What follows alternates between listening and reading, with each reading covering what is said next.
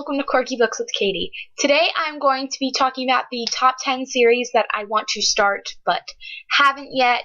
Most of these series have been on my TBR for quite a while, and I hope to at least start most of these, if not all of them, by the end of this year. So I'm going to get started. I'm going to go from 10 to number 1. I actually have them in order, but I apologize in advance because I do not own most of these series. My number 10 is A Great and Terrible Beauty by Libba Bray. I'm not sure if the series has like a name, so that's just what I'm going to call it.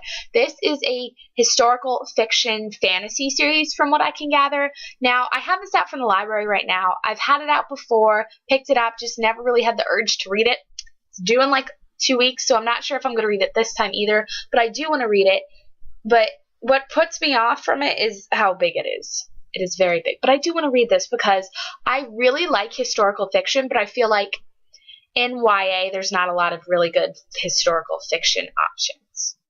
Number 9 on my list is the Curse Worker series by Holly Black. This includes White Cat, which is the first book, and I've also checked this out from the library before. It sounds really cool. It's a fantasy series. I don't know that much about it, but I really like Holly Black as an author. She works with Cassandra Clare on a lot of the Bane Chronicles novellas. Number 8 on my list is the Ruby Red series by Kerstin Gier, and I know this was originally written in German, but it was translated into English, and I think it's about time travel. I'm pretty sure it's about time travel. And there's not a lot of YA books about time travel. There's the Hourglass series, which I really like. So I'm hoping that I like this one. I think I'm going to attempt to read this month. We'll see how that happens. You know how good I am at sticking to my TBR. Number 7 on my list is the Immortal Rule series by Julie Kagawa, however it is pronounced. And this is a book about vampires. I think it's like a dystopian vampire story. I know a lot of people like this series, and I was kind of put off at first because the whole vampire thing. I'm sorry. Like, when Twilight came out, I was a fan of it. Now I'm not as much. I don't mind people that like Twilight, though. So, and I really, really like the Vampire Academy series, so I've stepped away from that long enough, so hopefully I can enjoy another vampire story. Number 6 on my list is The Testing by Joelle Charbonneau. Hopefully that's right too. But I know this series doesn't have a lot of people talking about it, but it does have good hype around it.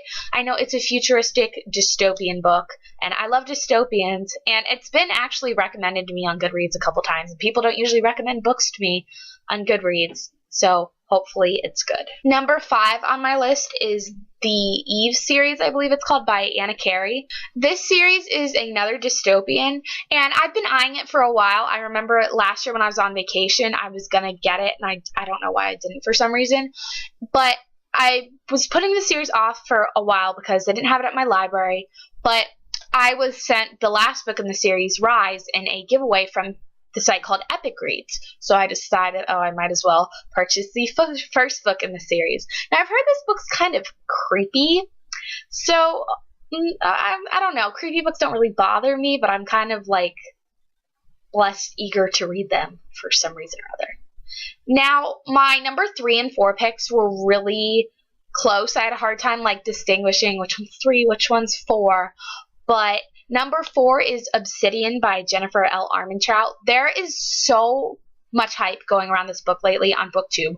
Oh my goodness, everyone's like, Obsidian, Obsidian, Obsidian. Because I think the 4th or 5th book in the series comes out this month. I'm not sure. But I know this is a futuristic book.